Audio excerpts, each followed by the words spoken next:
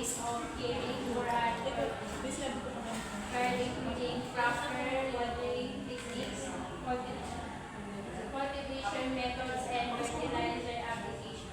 Okay, very good. Una ay inaasahan ko kayo na ma-identify at ma-distinguish nyo ano yung mga ways na kailangan natin gawin or para mabuhay yung isang halaman. Paano natin ito alagaan? At isa na rito ang mga techniques ng pagdidilig, pag-cultivate ng mga halaman at pag-apply ng fertilizer. Number 2, maaari bang basahin kalit?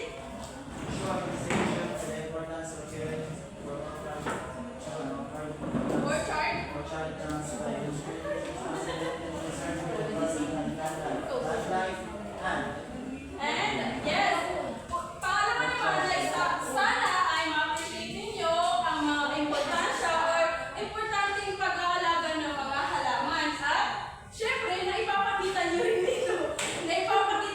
ito bilang isang responsableng nag-aalaga ng mga halaman dito sa ating kapaligiran at sa bahay. At pangatlo, demonstrate the proper methods of watering, cultivating, and applying fertilizers to seedlings through guided hands-on activities. yes, kailangan din na makita ko yung pagdidemonstrate or makita ko na talagang ginawa ninyo yung methods ng pag-watering, pagdidilig, at cultivating ng mga halaman. At of course, sa pag-apply ng mga fertilizers sa seedlings or sa mga halaman din. Ngayon, ang pag-aaralan natin ay yun nga ay systematic and scientific ways of caring orchard, trees, or seedlings. So, bakit nga ba kailangan natin sundin itong mga systematic and scientific ways? Katulad ng pag-water, pagdidilig ng mga halaman, bakit kailangan ba natin gawin yun? Para mabuhay na halaman. Hindi ba mabubuhay yung halaman kapag hindi natin kino-cultivate or hindi kina-applyan ng mga Hindi buhay. parang maras. Pag may isa-isa lang, ay na, Hindi po teacher kasi hindi po healthy. hindi healthy. So, masasabi mo bang hindi healthy itong mga puno na sa paligid natin? Healthy po. Okay, very good. Kasi naaarawan at nadidiligan sila sa pamamagitan ng Ulan. Okay, very good. So, sa pagtubi o sa pagdidilig ng halaman ay kailangan natin ito dahil para maging healthy nga yung ating halaman. At dapat din na kapag dry season or mainit na panahon ay kailangan dapat palagi natin itong dinidiligan. So, meron tayo dito proper ways of watering plants. Mga pamamaraan ng pagdidilig sa halaman. Meron tayo dito tinatawag na natural. Ano ba yung mga natural na sinasabi dito na pagdidilig? Galman? Kagaya po na ulan, yung hindi po kontrolado ng mga tao. Yes! Yung natural na pagdidilig ay nanggagaling sa ulan. It is nature ways of providing water for plants through the rain. Kung katulad na lang dito na nasa paligid natin, hindi sila mabubuhay kasi wala namang nagdidilig sa kanila. Pero dahil sa ulan, sila ay nabubuhay. So, paano naman kung walang tubig sa ulan? Ano yung mga ways na pwede natin gawin? Na pagdidilig sa halaman kung walang ulan, Sa ano, teacher, sa mga paggamit ng dito, hose. Dito. Hose, ano pa? Yes, tapos at sprinkler. So, ito ay tinatawag na manual na pagdidilig ng mga halaman. Ito ay paggamit ng pail and dipper or sprinkler, water sprinkler. Yung pail is yung balde, at dipper is yung kapulaman, at yung sprinkler is yung sprinkler na ginagamit ng mga kadalasan ginagamit ng Watering mga can. farmers sa pagdidilig. At pangatlo, meron naman tayong artificial. Kung meron tayong natural at manual, meron din tayong artificial. Itong artificial ay water supply na nanggaling sa deep well, dams, and river with the use of water motor. So, mga artificial, tubig pa rin siya, pero yung kaya siya tinawag na artificial dahil